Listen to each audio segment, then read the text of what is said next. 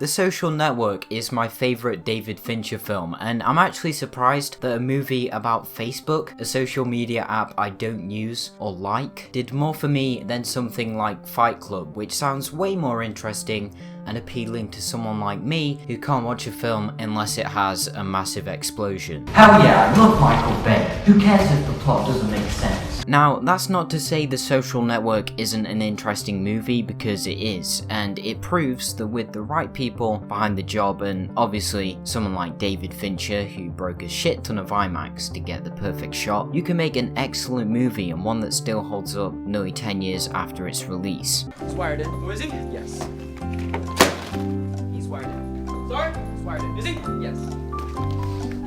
Sorry? He's wired in. Is he? Yes. In action! Ah! Mark! He's wired in. Sorry? Ah!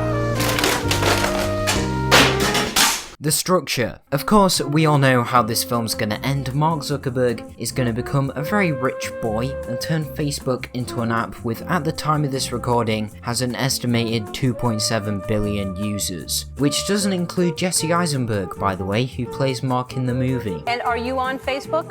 I'm not on Facebook. No. Has this made you want to be on? Are you interested in being on Facebook now? Well, I'm not on Facebook. No.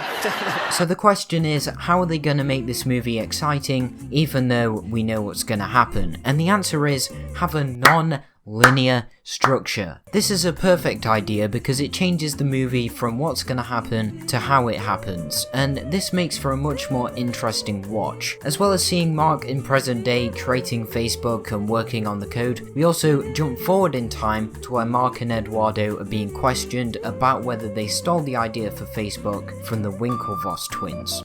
I can't get over the fact that their names are Winklevoss. And as a result, we see their reaction to the different events leading up to the success of Facebook. Not only is this a clever way to structure the film, but it also means we get to hear extra information from the characters, like their thoughts and feelings. Plus, if the questioning scenes were all at the end of the movie, you'd have to wait a long time to see this. You don't think I deserve your attention? I think if your clients want to sit on my shoulders and call themselves tall, they have a right to give it a try, but there's no requirement that I enjoy sitting here listening to people lie.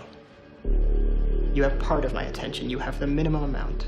I know this film is about Facebook, but what it's more about is Mark and Eduardo's friendship, and how at the start of the film they're best mates, and then at the end of the film, Eduardo is really pissed off at him. And the structure makes us wonder why they went from this Peter wants to throw us an amazing party when we hit 1 million members. It's going to be out of control. You got to come back for it. to this. Mark!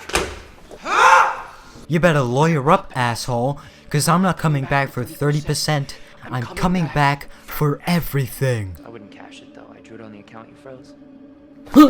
The excellent writing. This film's written by Aaron Sorkin. What else is there to say? This guy's done West Wing, A Few Good Men, Molly's Game, Moneyball, Steve Jobs, just to name a few. And with all of them, it's so easy to recognize it's him because he loves fast, snappy dialogue, and that's what makes this film so great. Yeah, I can't be asked to explain it all because this video's already done that for me. Just listen to a few of these quotes. Amazing quotes from The Social Network. Good luck with your video game. I just slept with Sean Parker.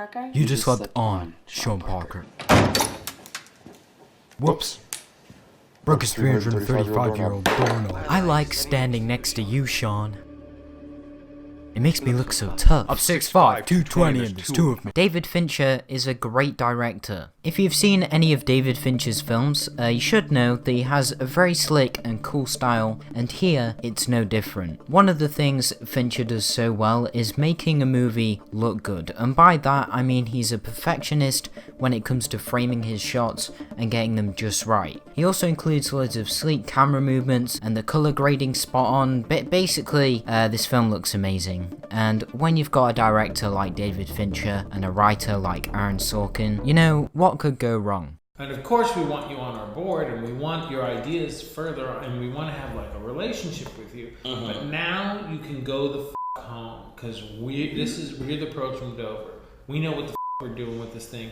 and you're finished. The brilliant cast and acting. You know, Jesse Eisenberg got a lot of hate for his performance as Lex Luthor in Batman v Superman, which was really unnecessary because people forget he's great at playing Mark Zuckerberg in this film. He's great with fast, snappy dialogue, he looks like Mark Zuckerberg, his last name ends in Berg, so... You know, Andrew Garfield got a lot of hate for his performance as Spider-Man in the Amazing Spider-Man films, which was really unnecessary because people forget he's great at playing Eduardo Savron in this film. He's great with fast, snappy dialogue, he looks nothing like Eduardo Savron. You know, Justin Timberlake got a lot of hate for his performance as Branch in Trolls, which was really unnecessary because people forget he's great at playing Sean Parker in the... You know, Dakota Johnson got a lot of hate for her role as Anastasia Steele. Okay, too far. The editing. There's a lot of cool transitions that are used in this film, and they really help each scene to flow into the next. Stuff like dialogue transitions. I went to a 3L at Student Legal Services and he told me to write them back. And what did you say?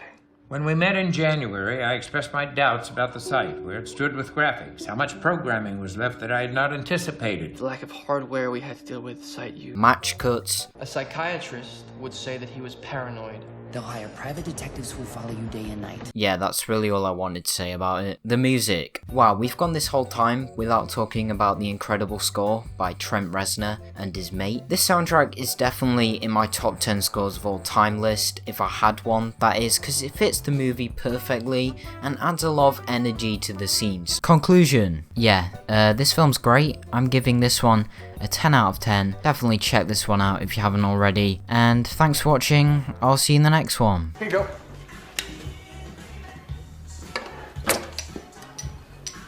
Sharon? I'm so sorry. No problem. I didn't know you were gonna... Here you go. No, wait!